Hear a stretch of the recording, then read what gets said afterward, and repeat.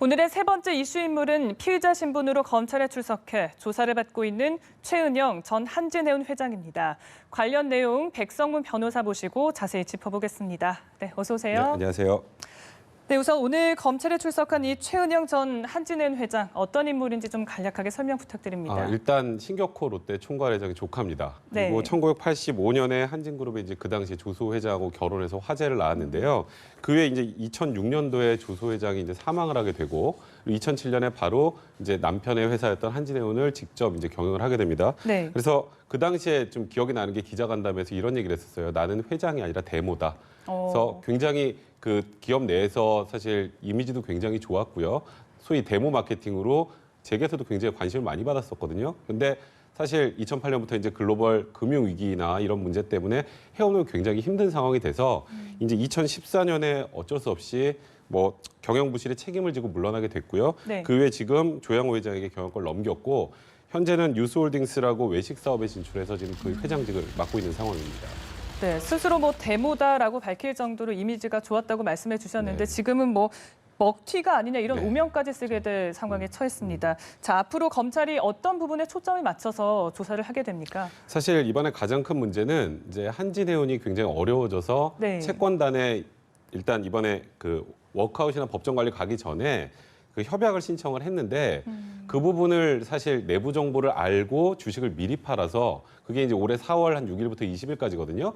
본인이 갖고 있는 주식하고 두 딸이 가지고 있는 주식을 모두 다 팔았단 말이에요. 그래서 아마도 그것 때문에 10억 정도의 손실을 덜 봤다라는 부분이에요. 근데 이제 문제는 이제 주 거래은행이 산업은행이고요. 그다음에 실사를 담당하고 있는 게 삼일회계법인인데 이 삼일회계법인의 안경태 회장하고 이 주식 매각 직전에 두 차례 정도 통화를 했단 말이에요. 그래서 그 통화할 당시에 내부 정보를 들었던 게 아닌가 그 부분을 이제 집중적으로 조사를 하게 되는데 말씀하셨던 것처럼 재계에서 그렇게 관심을 받았던 분이 지금 소위 먹튀 논란에 휩싸여서 저도 좀 안타깝습니다. 네, 그러니까 지금 말씀해 주신 부분이 바로 핵심인 것 같습니다. 내부 정보, 이른바 비공개 정보라고 할 수 있잖아요. 어찌 보면 그 내부자들 사이에서 은밀하게 거래가 이루어졌을 지금 가능성이 제기가 된 건데 글쎄요, 여기서 얘기하는 그 미공개 정보라는 게 구체적으로 어떤 거고 또 이번 사건에서 어떻게 활용이 됐는지 좀 자세히 짚어주시죠. 쉽게 말하면 미공개 정보라는 건 대외적으로 공시가 안 된 정보입니다. 그러니까 대부분 주식을 투자하시는 분들은 그 정보를 전혀 모른 채 투자를 하는데 소위 말해서 내부자들은 이 회사가 앞으로 어떤 방향으로 할지 무엇을 하게 될지 대부분 알고 있잖아요. 네. 그러니까 이번 같은 경우에 지금 자율협약 신청을 했다라는 건 회사가 그만큼 경영이 어려워져서 일단 채권단하고 경영 지원 협약을 좀 해달라. 그리고 여기서 이제 제대로 되지 않으면 워크아웃이나 법정 관리로 가게 되면 사실상 이제 회사는 문을 닫아야 될 수 있는 상황이 된단 말이에요. 그러면 당연히 주식 가격에는 악영을 미치겠죠. 그래서 자율협약 신청 당일날 제가 알기로 하한가를 기록을 했는데 하한가 기록하기 전에 이 내부 정보를 이용해서 전부 다 팔고 손실을 줄였다는 부분이거든요. 그래서 그런 부분과 관련해서는 지금 여기에 관련돼 있는 모든 사람들이죠. 어쨌건 한진해운 저는 회장이었잖아요. 네. 한진해운 내부에서 들었을 수도 있고 그리고 지금 주채권은행이 산업은행을 통해 들었을 수도 있고 또 지금 현재 실사를 담당하고 있는 삼일회계법인 측으로부터 들었을 수도 있기 때문에 관련자들을 전부 모아서 이제 소환을 해서 조사를 할 그런 계획으로 알고 있습니다. 네.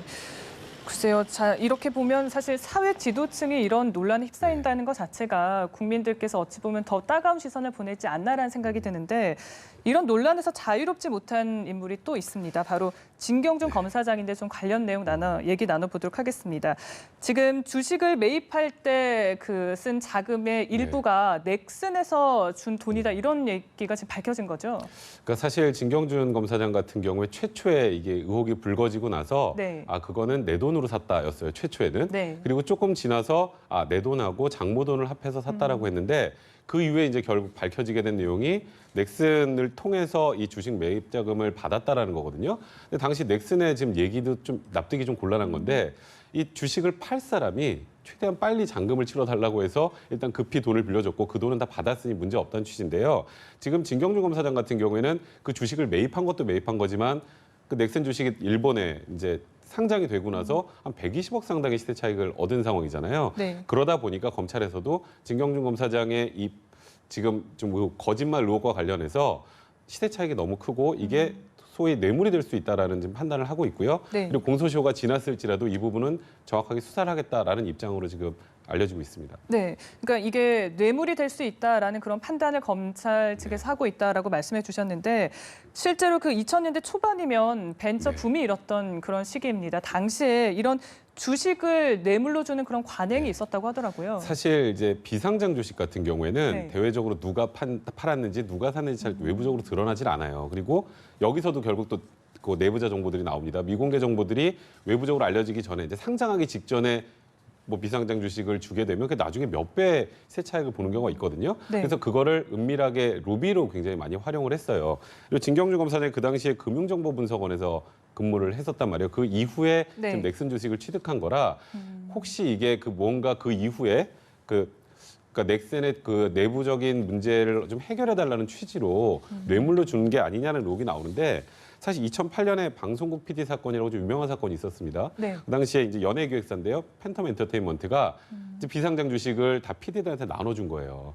그 PD들한테 나눠준 주식이 나중에 상장에 대해서 굉장히 많은 시세 차익을 얻었거든요. 그래서 그 당시에는 소위 말해서 로비의 대가로 이렇게 알려지지 않은 비상장 주식을 주는 게 굉장히 관행이었다고 합니다. 네. 앞으로 수사가 어떻게 진행될지 좀 지켜봐야겠지만 뭐 검찰의 의지에 달린 문제다 이런 얘기도 나오긴 하는데 지금 만약에 특가법상 뇌물죄를 적용하면 10년의 네. 공소시효가 지났잖아요. 근데 그렇죠. 앞으로 수사가 좀 어떻게 진행될 거라고 보시나요? 그러니까 사실 현실적으로 지금 공소시효가 지난 이제 사건 같은 경우는 사실 수사를 진행하지 않습니다. 근데 검찰 입장에서는 지금 이제 국민들이 너무 큰 의혹의 시선을 보내고 있는 상황이기 때문에 네. 여기서 아무것도 밝히지 않으면 또다시 이제 제 식구 감싸기 논란에 또 빠질 수밖에 없는 상황이기 때문에 조사를 하겠다는 건데요. 근데 단 하나 이제 좀 주목해봐야 될 거는 일단 주식 매입 시점 2005년이지만 네. 그 이후에 공소시효가 지나지 않은 게 하나 있을 수도 있습니다. 어떤 거죠? 그러니까 그 이후에 무언가 그 대가로 편의를 봐준 내용들이 있다면 돈을 네. 받고 나중에 그런 편의를 봐준 걸 수뢰후 부정처사죄라고 하거든요. 그 10년 안쪽에 있다면 무언가 해준 게 있다면 그걸로는 처벌할 수 있어요. 그러니까 검찰도 이게 공소시효가 지났다는 이유로 이건 공소시효 지났으니까 처벌 못한다라고 해서 진실을 덮을 것이 아니라 끝까지 추적을 해서 국민들에게 납득할 만한 결과를 좀 내야 되지 않을까 이런 생각이 듭니다. 네, 참 이런 사건이 계속 발생하는 게 참 안타까운 게 지금 진 검사장이 사표를 제출하긴 했지만 수리가 안 됐기 네, 그렇죠. 때문에 현관인 거잖아요. 네, 그런데 그렇습니다. 이 검사장이라고 하면 사실 검찰의 꽃이라고 불렸고 네. 진 검사장뿐 아니라 지금 뭐 홍만표 변호사도 그 그렇죠. 검사장 출신이고요. 글쎄 검찰 내부에서 굉장히 분위기가 뒤숭숭하다 이런 얘기 나오거든요. 사실 지금 검찰 입장에서 그 검사장급 되는 분들이 이렇게 비리 혐의로 연루돼 수사받은 게 제가 알기로는 16년 정도 됐을 거예요. 네. 그러니까 16년 만에 처음으로 이제 검사장 출신 두 분이나 지금 검찰의 수사 대상에 오른 상황인데 사실 이런 부분은 국민들이 항상 걱정하고 있는 게 검찰 내부에 있었던 분들이 나와서 그 안에서 뭔가 이렇게 비리를 저지른 것을 그냥 또 제 식구 감싸기 하고 맨날 덮는다고 생각을 하시잖아요. 그러니까 검찰에서도 이번에는 검사장이라는 분 사실 2,000명 검사 중에 46분밖에 되지 않습니다. 그 검찰의 꽃이라고 하는 그런 직종에 있었던 분이 이런 일들을 겪었다는 거에 대해서 검찰이 내부적으로 당혹스러워할 뭐 그럴 분위기가 아니라 우리는 검사장이었던 분들도 철저하게 수사한다는 그런 이미지. 그러니까 국민들 앞에서 우리는 부패 단호하다라는 이미지를 보여주는 게 더 중요하지 않을까 이런 네. 생각이 드네요. 그렇습니다. 앞으로 좀 수사가 어떻게 진행될지 지켜봐야겠습니다. 오늘 말씀 여기까지 듣겠습니다. 고맙습니다.